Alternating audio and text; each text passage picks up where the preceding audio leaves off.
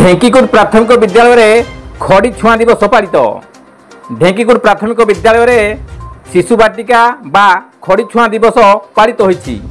प्रधान शिक्षयित्री मिनती महाराणा उपस्थित रे ढेंकीकुट 4टी अंगनवाड़ी केन्द्र अंगनवाड़ी कर्मी समेत कनिष्ठ शिक्षयित्री भाग्यश्री पोलई समेत 10 जन छात्र छात्री आडमिशन नहीं 8 जन शिशु बाटिका एवं 2 जन प्रथम श्रेणी रे नाम लेखाई। एथिरे अभिभावक माने मध्य उपस्थित थिले। गोविंद राउत का रिपोर्ट, केडी न्यूज।